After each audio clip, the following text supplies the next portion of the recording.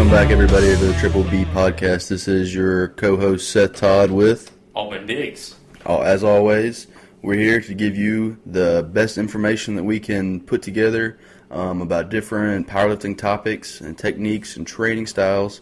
Just want to make sure that everybody can take something away from the episode and say they learned something. So what are we talking about this week, Altman? We're going to talk about going into your first powerlifting meet and what you should know to do the best of your meet. Exactly. So we'll run through how to prepare for one, leading up to it, how they're run, the rules in squat, bench, and deadlift, what you can and can't wear, and then we'll touch on a little bit of the mental side going into the meet. So let's start it off. Let's see. Start with right when you walk in the door. Yeah, at the beginning. You walk in the door for a meet. Most meets will start pretty early in the morning. Most meets will have same-day weigh-ins.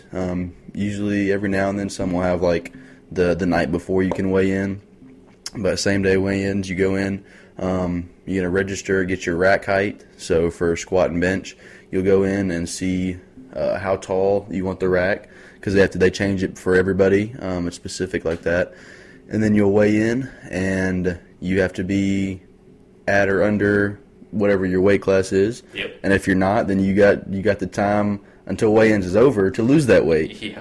It's funny to see guys like you are a little bit overweight go to the cardio section of that gym or wherever you're at, and they start putting sweatshirts on and everything, try to get as much water as they can out. Yeah, you got to do what you can to drop weight if you still want to compete that day. Have you ever been in a situation where you were over or under? Never. This past meet I was 15 pounds less, and I wanted to weigh in at 183, and I achieved that goal by weighing 181. Yeah, the last meet I did, I was pretty worried about making weight, and I thought I was going to be like right on the top edge of the 231. I was like 226 or something. I had plenty of room to spare. Stressing for nothing. Had barely eaten dinner that night and didn't eat any breakfast. But a lot of people that do that, they won't eat or drink or anything until after they know they've made weight.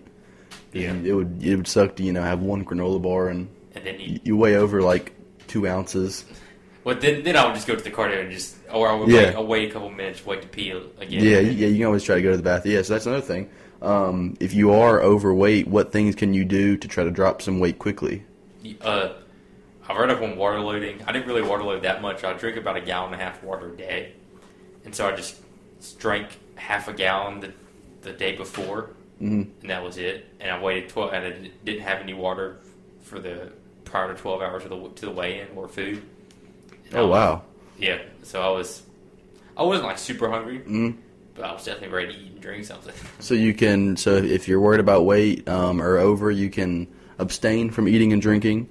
You can throw on a lot of clothes and try to sweat it out, or you can try to go to the bathroom. Yeah. I mean, there's really only like 3 options. Yeah, there's not much you can. If you don't get it, you don't get it. If you get it, you get it. Yeah, and if you're over, I mean, everybody's different on the amount of weight that you can drop extremely quickly. Yeah. But obviously, this goes without saying, it's not the healthiest thing to do. Yeah, definitely. Just to drop a lot of weight quickly. So if you're more than like 2 pounds would even be pushing it. For what? 2 pounds? If you're more than 2 pounds over, I would say that's pushing it to still try to do something about to get back in the meet. Okay, yeah. I mean, maybe just if your meet will allow it, go up a weight class, or just cut your losses and focus on the next one. Exactly. I mean, so weighing in right is important. You have to go in with a plan. You can't just say I'm going to cut weight. It's good to have a plan for cutting weight.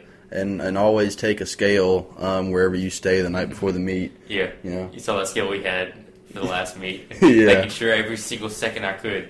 Yeah. So after weigh-ins, what does it look like? What happens? Everyone's going for food. That's everything. Everybody's getting their snacks in there, their PB&Js, their fruit, just getting their glycogen stores filled back up, getting water, salt, everything you can think of. Yeah, so everybody usually hops on the breakfast, and then usually within probably 30 to 45 minutes they start lifting. Yeah. So the way that the groups are broken down in a meet, there's usually 3 to 4 groups, what they call flights, and they'll go, flight A, B, C, and D. And what they'll do is they'll start with like females and the lighter male lifters in flight A, and then as they go through the flights, it'll get like heavier and heavier.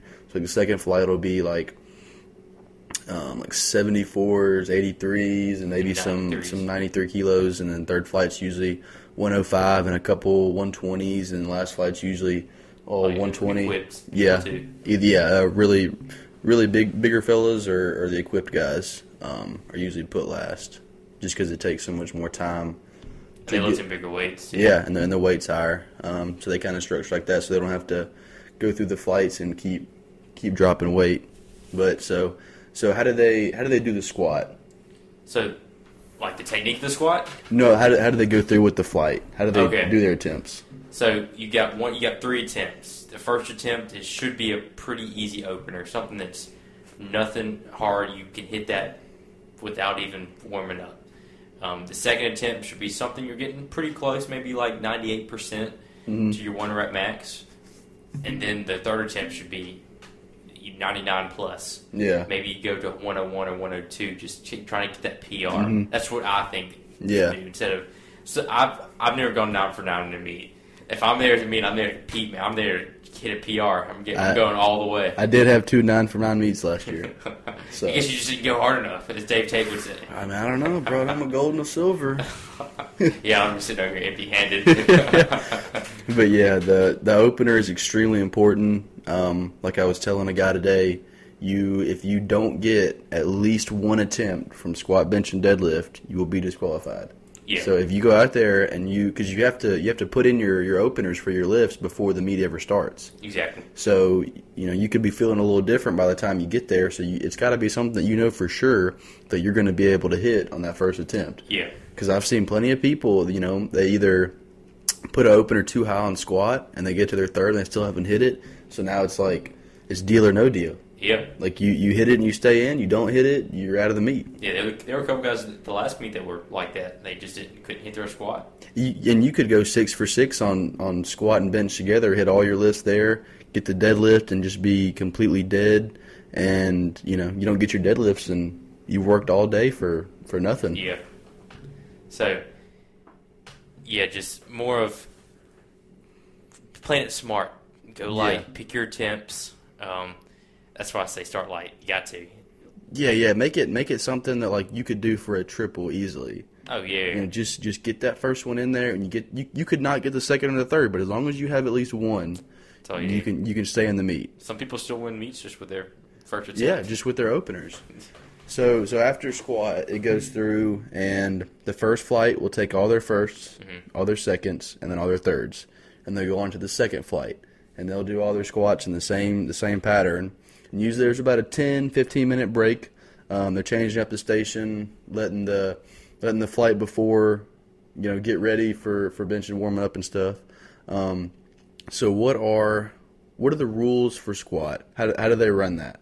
So let's start first of all. You have to hit to where your hip crease is below the knee joint. Mm-hmm. That's the major rule. Yeah. You have to hit depth.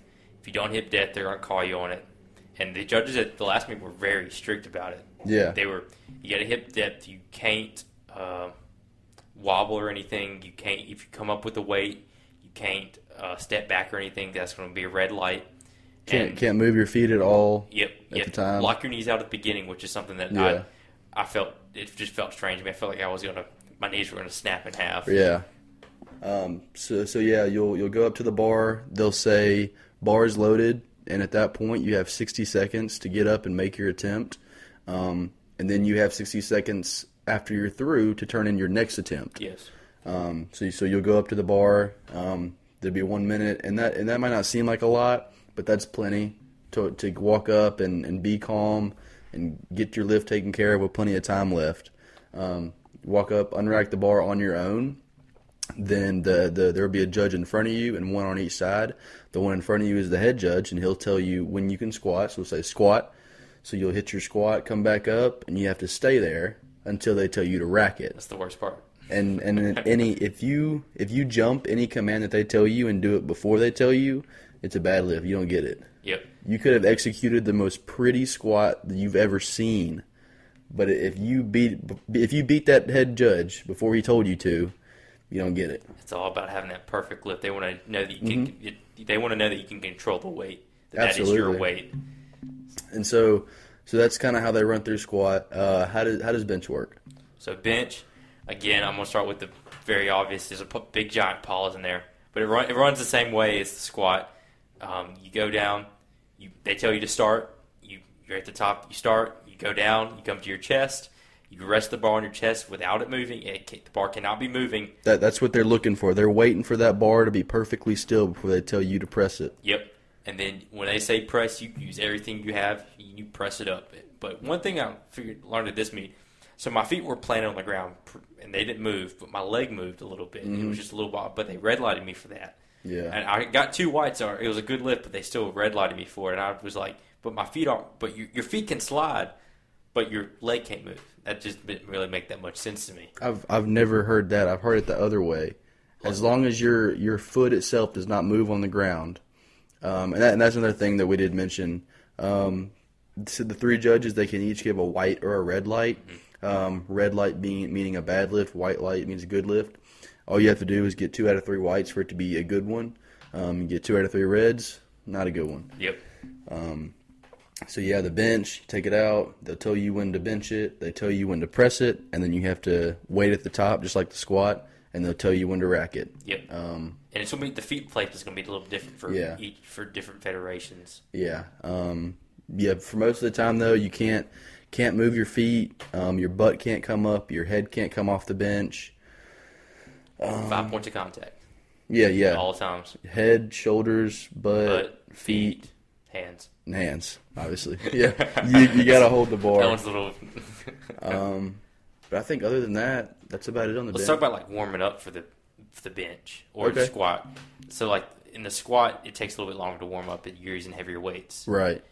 And so I'm usually in like the second or third flights, and I would find that I'd start warming up when the girls were on their second or third attempts, and that would be plenty of time for me. So like, a general rule. And it depends all on how many people are in each flight, and then also you kind of have to gauge how fast the meet is running. Yeah. But I would say usually start warming up at the very least, a full flight before you're going to go. Exactly. It's better to have too much time than not enough. Yeah. To be, not get enough warm-ups in, and something's not feeling right, and you were rushed, so, you have to take that, opener as a warm-up. Yeah. And that's another thing. For putting your opener as, the last warm-up, just in case that comes to happen. Just in case something's going wrong with you that day. Mm-hmm. And moving on to bench, I found bench to be really tricky because, again, you're using pretty lightweight for bench, not as heavy as your squat. So you have to really figure out, all right, so it's not going to take me as long to warm up. So I have to do it a little bit later, but if I do it too late, then right. I'm going to be still a little fatigued from that warming up. So it's a guessing game in that one. Yeah, and that's why it helps to go to a meet with somebody that's already been. Yeah. Because it would be really hard to navigate your way through a meet without having never seen one or done one. I feel like there's a lot of things that would pop up on you that you didn't necessarily know about. And honestly, the warm-up room is a good place to make friends throughout the meet. Oh, yeah. You might not be going in thinking about making friends, You can think about beating the next guy all you want. But, at the end of the day, everybody's there to get stronger. And nobody wants to see you get hurt while you're lifting. Everyone wants to see you succeed. Yep. At the first meet I competed at, I was very serious and a little bit angry. I didn't really talk to anybody. Mm-hmm. But I've gone to more meets, and now I do better when I'm more social, not as serious, or like just have a little bit more of you. Everyone's there to help each other out, like you just said. You're there to support each other, and when someone makes a good lift, everyone's like, "Yeah, good job," and they pat you on the back and everything. Because you're not going to be able to get your own bar to warm up with. Yeah. There's not that many bars. Yep. No matter where the meet's at, you're going to have to share the bar with somebody else. Exactly. So you might as well get to know them then. Yeah, make some more buddies. Yeah. You never know. That you might go to a meet down the road and they be the only person you know. Yeah. And because you talked to them at that first meet, you forgot, I don't know, a wrist wrap or something, and they got an extra one. Yep. They might have some tips that you've never heard of that you can use for better your squat and everything. You can use for off season or whatever. Yeah, just start talking to people. Yeah, there's nothing. They're there, like you said, just to get stronger. Yeah. Everyone's there to get stronger. So let's talk about the deadlift now. Okay. Yeah, the deadlift. There's not as many commands. There's really only one command: 2 on the squat, 3 on the bench, 1 on the deadlift. When you get it to the top on lockout, shoulders have to be back, and they'll tell you down, control the bar all the way to the ground. I made that mistake my very first powerlifting meet in high school. My coach didn't tell me that you had to control it, and it was like a little PR deadlift, my first attempt. So I get it down, and I get like halfway down my shins, and I just like drop it. And I was like, well, surely, I completed the lift. Yeah. They were like, red light. And I was like, oh, what? Then I found out. But then I bet you didn't drop it ever again.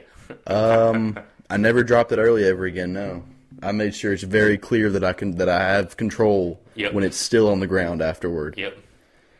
At my first meet, I got red lighted for that too. I just let it kind of drop. Yeah. They were, don't do that. I was like, what? So what else do you have to make sure that you do and don't do during the deadlift?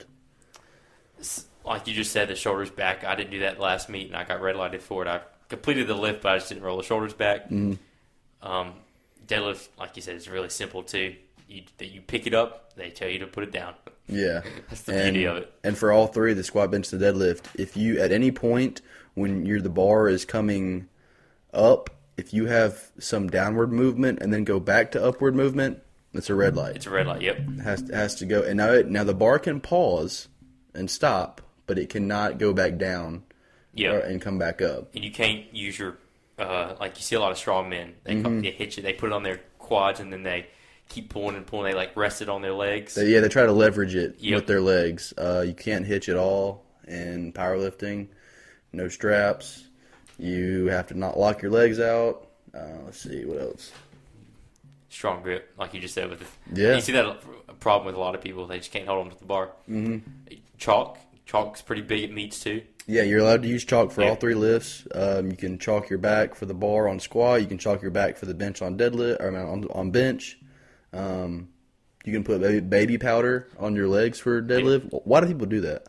It makes the bar pass smoother. When you pull it up, you might have hair and everything that's going to slow the bar down. Just a hair, and just that baby powder makes it just a little bit faster. Baby powder is a very slick type, and you can also use some Gold Bond. That's the same type of stuff. But make sure if you're going to use baby powder, make sure, one, that you're not going to make a mess and the gym is going to be mad at you. And two, after you put it on, don't touch it with your hands. Everybody's rubbing it. Yeah. You put chalk on your hands to soak up moisture and give you a better grip.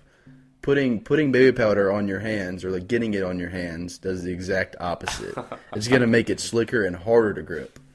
Wow, I didn't know that. I never thought. I probably knew it. I just never thought about it. Yeah, but I never dropped the deadlift, so maybe you're not deadlifting enough. Maybe so. Well, shoot, that just means your grip is on point. Oh yeah, I hope so. It's got to be. Yeah.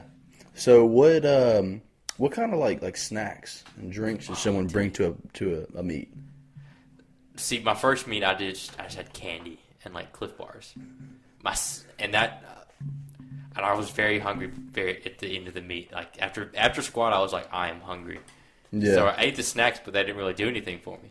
But then the second meet, I had Chick-fil-A, and a lot better meat. I actually had food. You had some substance. Yeah, like after every lift, I would eat. Not after every 3 lifts. After squat, I would eat. Bench, I would eat, and then deadlift. Of course, I would go out with friends and stuff. At this meet, I'm on a diet because I'm trying to get ready for a bodybuilding show. So I was sticking with my diet, but again, I would eat after each time. And salt and pickles, dude. Sodium. I loaded my body up with as much sodium as I ate an entire jar of pickles. Really? At one meet? At one meet, and I hit a 45-pound PR on bench after I did that. So yeah. I'm thinking it did something. I mean, correlation is not always causation, but it definitely played it. Did you cramp up at all? Not at all. Exactly. I usually cramp up on the bench, like having the arch and everything. And even deadlift, I didn't. I just felt fatigued, but no cramps or anything. Yeah, that's the thing. When you really think about what you're doing in a meet, you're taking 3 you're taking 3 attempts at squat, bench, and a deadlift within about 8 hours, all between, maybe 87 and 102%. Yeah, very heavy. And rarely do people actually do like a squat, bench, deadlift day. Yeah. With all 3 in one. So it's a lot different to get used to. I mean, you have a lot of time, There's like 5 minutes in between each attempt. You're probably not going to be rushed with as many people as in the flight. And you do your 3 squats, and it'll probably be another hour and a half. So it's really like 3 mini workouts in a day. Yeah. Because you have to warm up, you hit your 3 top lifts, and then take a break again, and you repeat. So you see most people start cramping up after a squat because again you're just not used to everything. Yeah, so it's good to have a lot of sodium with you. Make sure you don't cramp up. You really don't want to have a cramp anywhere at any point during the meet. It's funny. Stan Efferding, he's like when he's going to break the world record for squats and stuff, or just for the world record total. He was cramping up at after the squats, and then they loaded him up with sodium, and then he broke a bench PR and a squat and a deadlift PR. So salt's king. Yeah. So let's see. There are tested and non-tested federations, and what that means is they test for pretty much everything. There's, of course, steroids and SARMs and THC is on there. Any kind of illegal drugs. There's a lot of pre-workouts actually that have ingredients in them that the ingredients in themselves are not illegal, but they've been found by, whatever federation you're in. For us, the USAPL, they've got a huge long list of everything that's illegal that will pop a test. Yep. And, I mean, it's like, like Mr. Hyde and Bucked Up, like stuff that I take during the year that I got to stop taking before the meet and take this junk 175 milligram a scoop GNC pre-workout. Got to take 2 or 3 scoops. Really hating on GNC over here. They got garbage pre-workout. Do you just drink coffee? I don't even consider pre-workout unless it's got at least 250 milligrams a piece. Wow. Preferably more. Think about this, though. If you didn't use it at all, but then use it for the meet, so you can think of how hype you'd be. I'd be very hype. Yeah. So just don't use it when you train. And just use it for the meet. I'm addicted, Altman. I got to have my pre-workout just a little bit. I don't even notice if it really does anything. It's like a placebo, really. Yeah, it probably doesn't do anything anymore. You're probably so used to it. I probably am. I've been taking like 300 milligrams every workout for a long time. Yeah, you're definitely used to it. Yeah. Most people take like stimulant breaks. Tea breaks? Yeah. Yeah. So make sure you can usually look up the list for your federation on what substances are illegal, and then just don't do those because tests are random.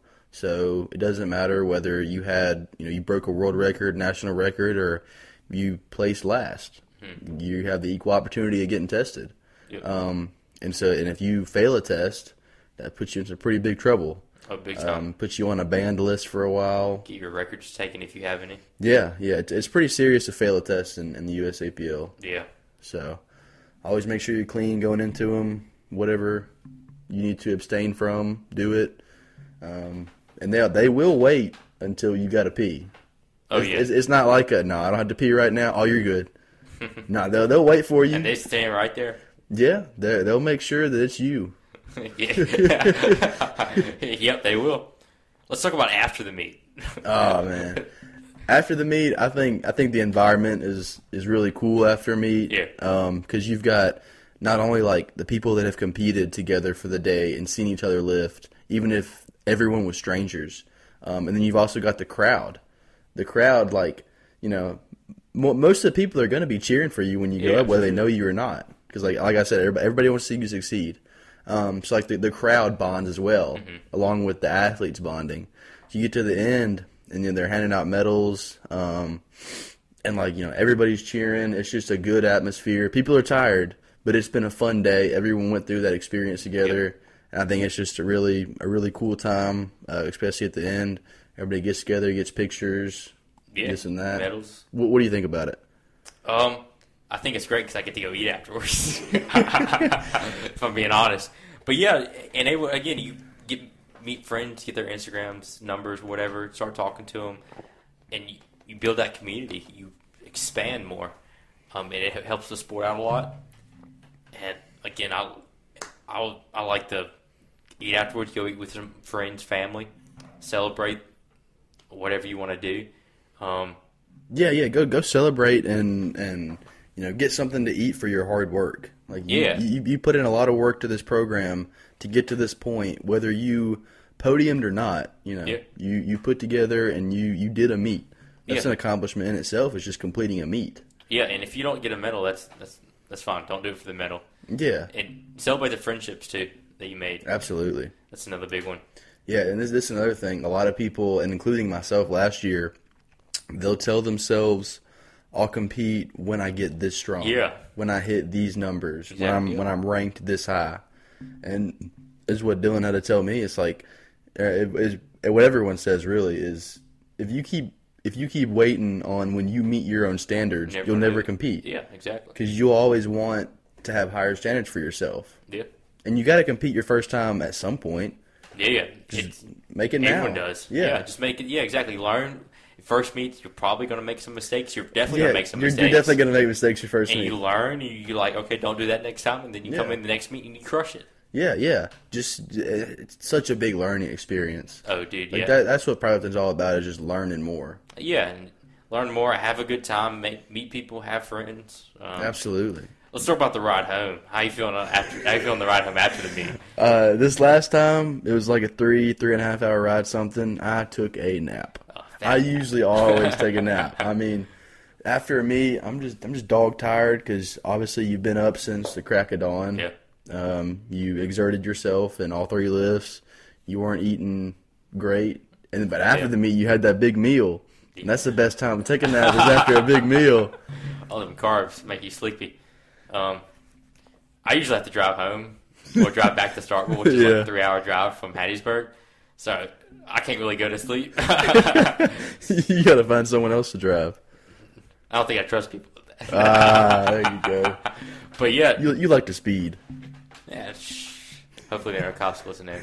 But yeah, you get the food. I stop and get snacks on the way for sure. Cause got to. Food. Drink a lot of water. Try not to cramp up when you're really stiff, especially sitting in that car ride for like 3+ hours, and you get out, you're like, oh, I just did something today. Yeah. So what about like the week after the meet? What should that look like? You probably know it's the same way as me, just a lot lighter. Really, just get range of motion. Yeah, if anything. Yeah, start with range of motion. Maybe go in the day after. I don't suggest just sitting on your ass all day. All week, yeah. Yeah, or maybe in the day after. I think it'd be good for you to get up and like go for a walk or something. Yeah, that'd be awesome. Do a little bit of stretching because you're gonna be super sore that day and probably a couple of days after the meet. Yeah. But yeah, just move around. Definitely don't go above like 50 or 60%. Yeah. Towards the end of the week, you'll start to feel better, and that next week you can not go 100%, but maybe go 80%. Yeah. And then the week after that, crank it back up. So really just like you put yourself through a pretty grueling day. And training. And training. Weeks. Yeah. All that is built up. So give yourself some time to rest. Like I know for me, like I hate taking time off. Yeah. Like it's hard to go a week without working out. I know, or working out heavy. But you got to give yourself that break of give it a couple days. Like Altman said, take a walk, do some stretching, some light stuff. Get moving a little bit, but don't push it too hard because your body needs that recovery. And maybe do some stuff you've never done or you haven't done in a while, like maybe swim, go rock climbing. Yeah. Move the body in a different way instead of just squat, bench, and deadlift because that wears on you, like you just said. Maybe try some different exercises that you haven't done. Maybe put a leg press in there and get a few reps on that, or hack squat or something like that. Yes. So 3 more things that I just thought about. One, if you compete in a meet, you'll have to register with the federation that it is in. I don't know anything else besides USAPL, but USAPL, I think membership is like $75 or $80. No matter if you buy it in November or December, it won't expire till the end of next year. But if you buy it between January and October, it'll still expire at the end of that year. And then usually meat cost is between 50 to 75. Yeah, somewhere around there. Somewhere around there. Yeah. For like a local meat. Nationals is usually between like 140 to 200 sometimes. And then for USAPL, that's all I know about for sure. They have a very specific list of what kind of equipment you can wear, of like what brands you can wear even. There's requirements on like the length of stuff and the thickness of stuff and how thick your heels can be. And so just check up, do some research on the organization and the federation and what you can and can't use, because you get there on meet day and you can't use any of your equipment, you're kind of screwed. Oh yeah. But it's not specific enough that you only have like 2 options. Yeah. Like they have a wide variety. Right, but they are very sticklers about that. Oh yeah. They will check your equipment at the beginning of the meet to make sure you've got what you need. Yeah, exactly. So again, like with the drug test, they're right there making sure you're not cheating in any kind of way. Yeah, I want to keep it a even playing field for everybody. Because if I'm squatting with 2 meter knee wraps and the next guy is squatting with 3 meter knee wraps, well, he's got an unfair advantage that I didn't have. He's got a little bit extra spring. Yeah. Another thing is, if you got someone going to the meet with you, try to have them record each one of your attempts. Not only does it help you look at immediately after the attempt what you might need to fix, it also is a way, if you get red lighted on something that you didn't think was fair or right or just, you can actually bring that to the jury of the judges, and they can review it and maybe change the call.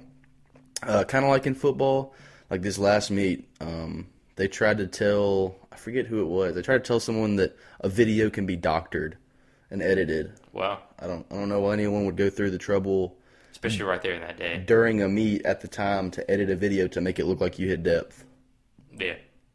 But it really depends on the angle. But anyway, just try to have someone take a video of you. You can watch them in between attempts to see what you need to fix. You can also watch them at the end of the meet. It just, they're kind of like waypoints. Yeah. To go back and look at, where you were at this specific time. What do you think about handlers? Having somebody go with you. So, yeah. I think if it's your first time competing, have a handler that has done some research and knows how they need to help you. Or just competed before. Yeah, or just competed before. I mean, everyone's different, and there's a lot of things that a handler should do and can do. But really, a handler is just someone that is there to do the little things for you. If you need a snack from your bag, they're running to get a snack, running to get a water. They make sure your equipment's right. They, make sure you're all chalked up. They're there to take care of you for that meet. Mm-hmm. And like when I handled Dylan at this last meet, our officer or our coach, my coach, he's equipped. So I think for equipped, when someone's on equipment, they always will need a handler. Yeah. I wouldn't say it's impossible because I don't like saying impossible, but it is nearly impossible to compete equipped without a handler. Yeah. I mean, it'd make for a rough meet competing by yourself. I'm sure it would. But yeah, just somebody there to take care of the little things for you, make sure you got your attempts in, because there's going to be some things that, on meet day, you need to just think about lifting. Yeah, that's all. Just one job. Yeah, that's your job for the day. You have someone else worry about going and getting you lunch or keeping you up on snacks or whatever it may be. Mm-hmm. But I think it's really important to have someone there for that day to help you. Absolutely. Whew. So, I think we got a lot of information out. Anything else you want to add? Nah, start competing. Yeah, just go out there and try it. If you have any questions, hit us up on our Instagram at triple.b.podcast. We'll get you taken care of and sent in the right direction. But other than that, be on the lookout for some big name guests coming soon. Absolutely. These next 2 episodes, I think everybody will thoroughly enjoy. Yep. And then also, if you've got any recommendations on people you want to see on the show, send that into our Instagram as well. But as always, Altman, where can people find you? At Biggs College Strength. Every week. Follow me at Seth.Todd76. Make sure you check out our Instagram, triple.b.podcast. And as always, we're on Spotify, Apple Music, and Apple Podcasts. All right, everybody, have a great week.